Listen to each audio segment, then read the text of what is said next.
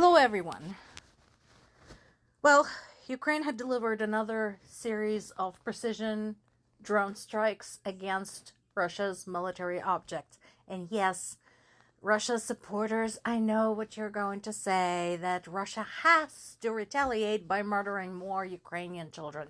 I get it. Go. Get it out of your system. Leave. So, what have we got here? First of all, the drones had hit the Signal Radio and Electronic Warfare Equipment Plant in Stavropol. Very important. This is fairly far away, 335 miles from Ukrainian border.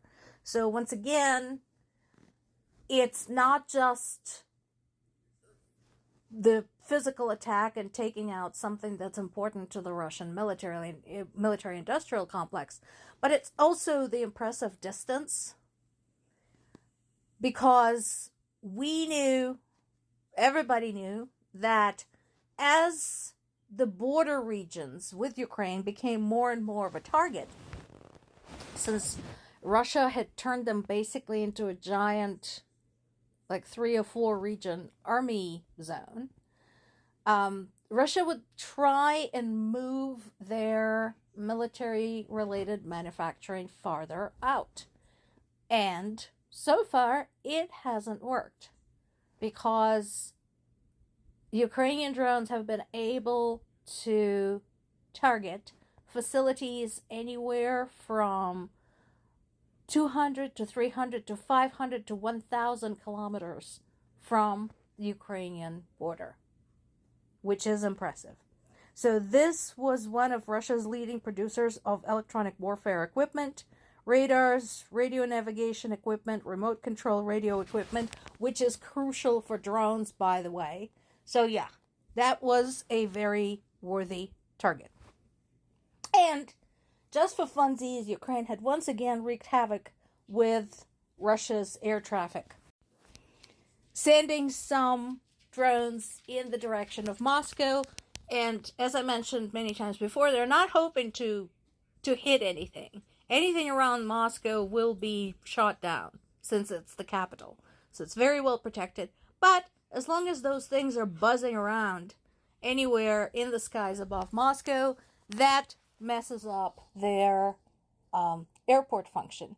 And also, as I told you before, there are 4 huge major airports around Moscow, including the ones that are in charge of international flights. So there is Sheremetyevo 1, Sheremetyevo 2, Vnukovo, and Domodedovo. So you can imagine having that amount of stuff that is supposed to be up in the air and traffic control in one location. So basically, you send one drone in there and that's going to cause a mess, let alone several.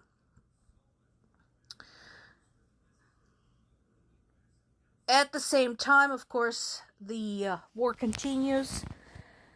The strikes we have seen this weekend were directed against Dnipro in the south and Sumy in the northeast. Poor Sumy. Sumy is getting slammed. And these are, once again, combined drone and rocket attacks. The head of the Dnipro Regional Administration said that at least 2 people were killed and 5 were wounded. In Dnipro, a multi-story building and business were damaged. So, again, explain to me how that was a military target, and the shopping center was set on fire. In Sumy, 3 people were wounded. Again, the drones hit a city square in the center of the city. And again, tell me again, what was the military target here? Unlikely. So far, as far as we know, there were 208 drones and 27 missiles overnight into Saturday. 183 drones were either taken down or intercepted, which can mean anything. Either they blew up in the air, or they frequency jammed them, made them confused, basically, and unable to finish their mission, and 17 missiles out of 27. But again, trust me, 10 missiles and 25 drones reaching their target is more than enough. And that is what's causing so much destruction and physical suffering to the people of Ukraine. Once again, there is a problem with Russia's lying. So they're saying that they have captured 2 villages, Zeleny High in Donetsk region and Maliivka just inside the Dnipropetrovsk region. We have no confirmation of that. As usual in this situation, so we have these border areas where heavy fighting is taking place, and so smaller places, smaller villages and towns basically go back and forth, back and forth, back and forth. So right now we have no confirmation independently from any other source that this is true.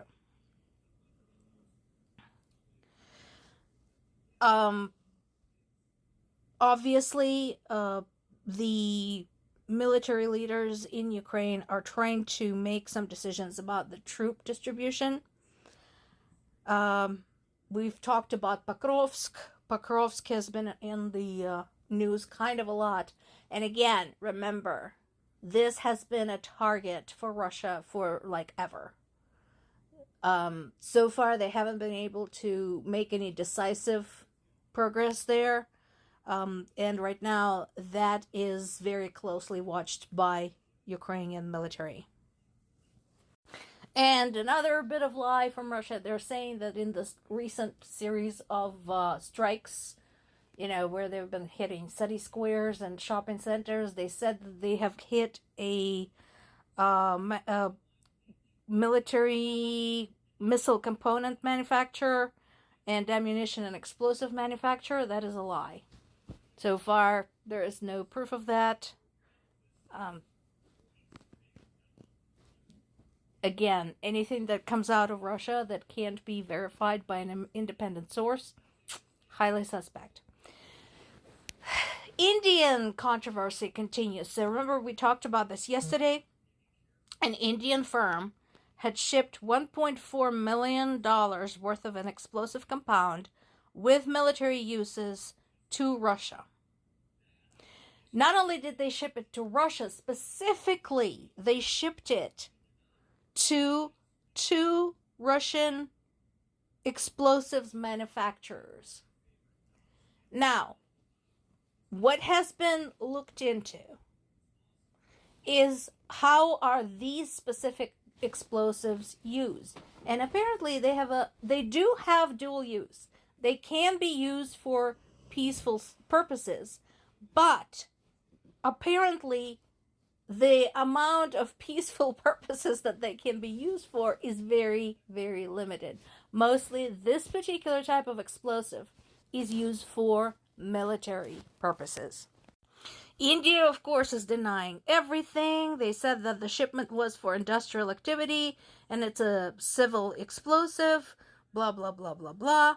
But the fact remains, guys, look at the address. And it's not like you don't know what Russia is involved in right now. It's an explosives factory. Every single explosives factory in Russia right now is working for the war. Do the freaking math. You can't possibly not know what's going on. So, what they shipped is used in missile and torpedo warheads, shit that's being rained on the heads of Ukrainian civilians, rocket motors, exploding projectiles, plastic bonded explosives, etc., etc. So please, folks, do not insult anybody's intelligence by saying, oh, it was dual use. That is bullshit. And once again, India, with your history, you really should know better. More to come.